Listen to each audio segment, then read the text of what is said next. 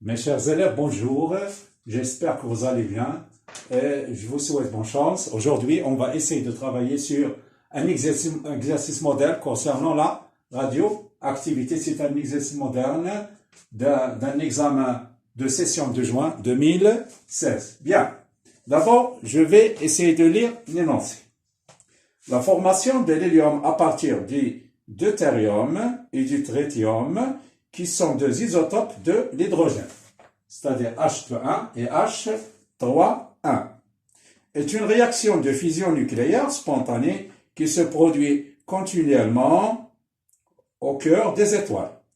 L'homme essaie sans cesse de reproduire cette réaction au laboratoire afin d'utiliser de façon contrôlée son énorme énergie libérée.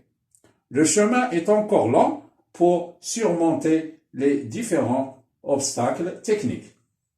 On modélise cette réaction nucléaire par l'équation suivante. L'équation, elle est là.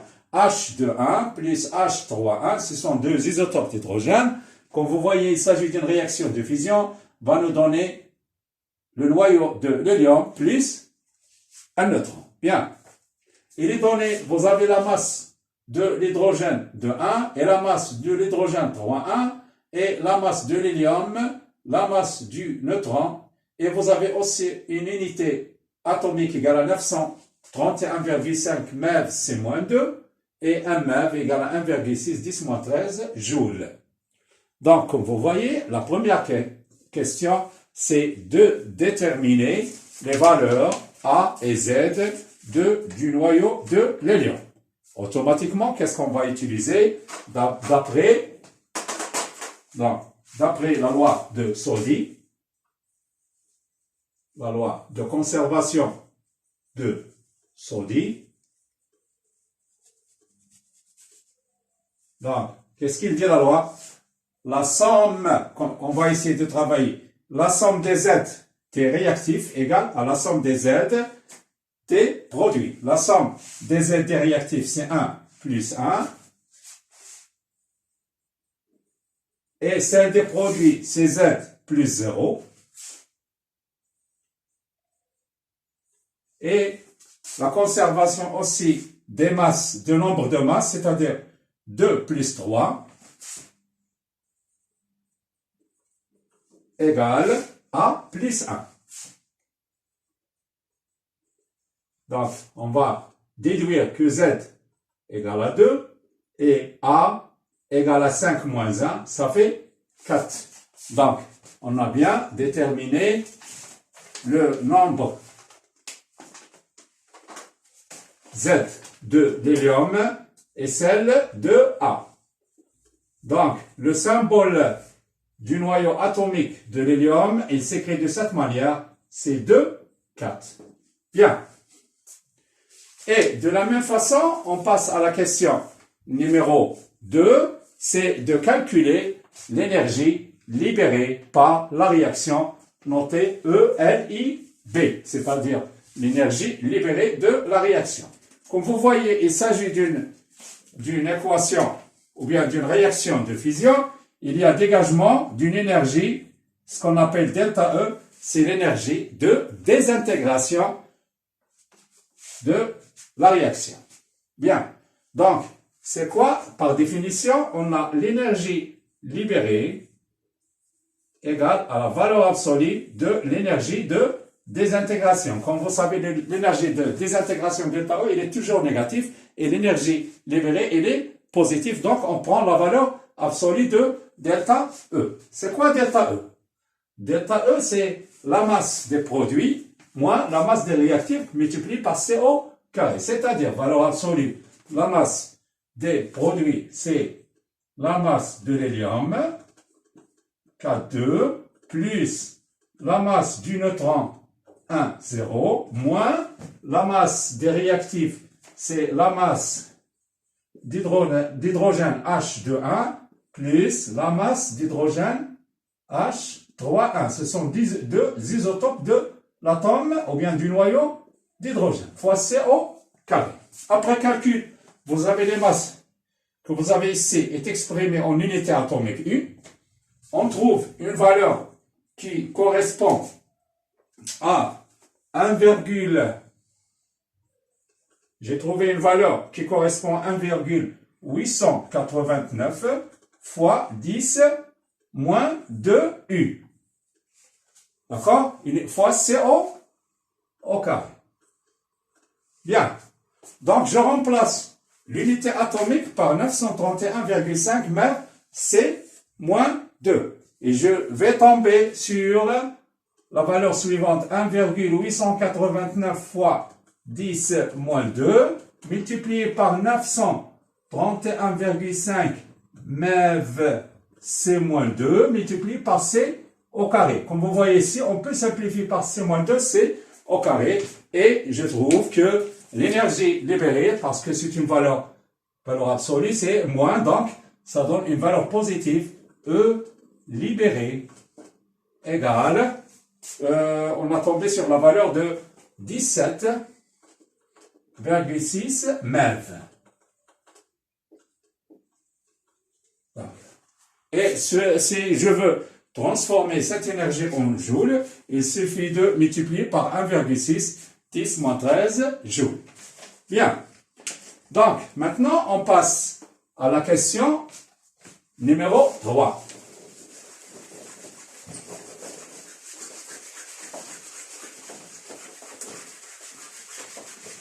S'il vous plaît, suivez-moi.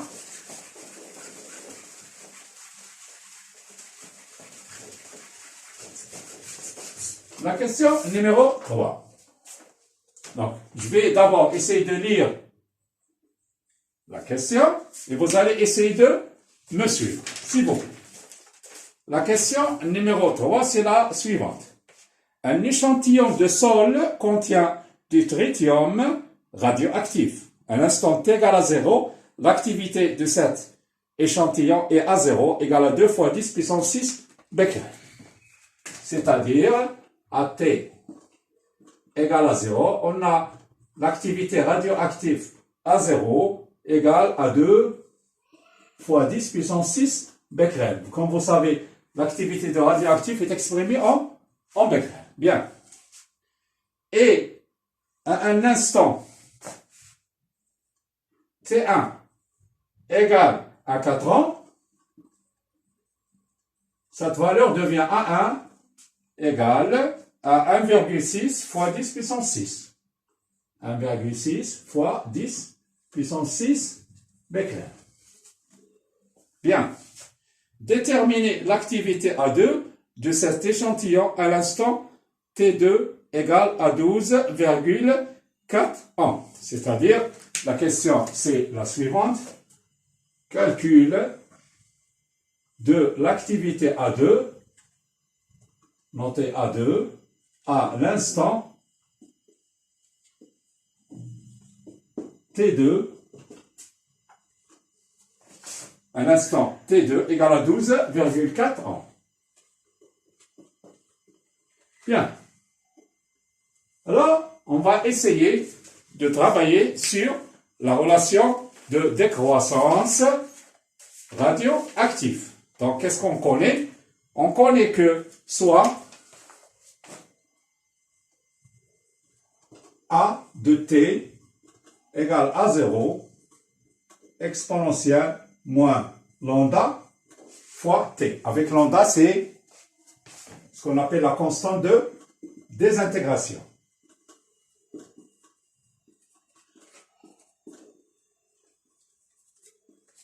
C'est une constante de désintégration. Donc, pour déterminer A2, il nous faut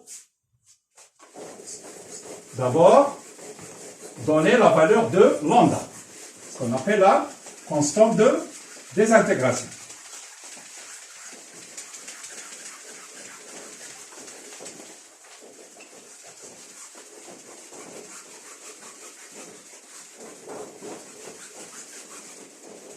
Bien. Alors, regardez bien. Donc, avant de commencer pour calculer A2, il suffit de remplacer T2 et trouver lambda.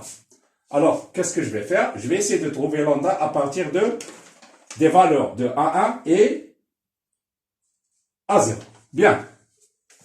Donc, qu'est-ce que je peux dire? D'abord, je dois calculer lambda. Donc, soit A1, quoi est égal? Égal à A0, multiplié par l'exponentielle de moins lambda fois T1. T1 égale A4. Cela équivalent que A1 divisé par A0 égale exponentielle de moins lambda fois T1. Alors, pour éliminer l'exponentielle, j'écris log népérien de A1 sur A0 égale log de moins lambda T.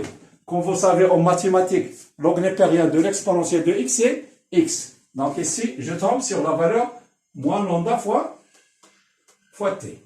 Ce qui est équivalent T1. Ce qui est équivalent que lambda égale moins 1 sur T1 log népérien de A1 sur A0. Bien. Donc, au début, j'ai donné l'expression de lambda et je viens de remplacer l'expression de lambda dans la relation de la décroissance radioactive. Soit, de la même façon, A2 égale A0 multiplié par l'exponentielle de moins lambda T2. Donc, je remplace lambda par cette expression. Remplaçons lambda ici. Ça devient que A2 égale A0 exponentielle de moins 1 sur T. Ça donne moins T2 sur moins T1 log népérien de A1 sur A0. Je le simplifie par moins, ça donne que A2 égale A0 exponentielle de T2 sur T1 multiplié par log de A1 sur A0. Donc c'est l'expression avec laquelle je peux déterminer la valeur de A2 à l'instant T2. Bien. Alors, finalement, je passe à l'expression numérique. AN, je remplace A0 par 2 fois 10 puissance 6. Je remplace T2 par 12,4 ans et T1 par 4 ans. Je simplifie les années et log de A1 sur A0. Finalement, je tombe sur une valeur A2 égale à peu près A1 fois 10 puissance 6 becquerel. Bien. Alors, on est arrivé à la fin de l'exercice concernant l'examen de juin 2016. J'espère que vous avez une idée et vous avez compris relativement la tâche sur laquelle on veut travailler. Je vous souhaite bonne journée et à la prochaine séance. À bientôt.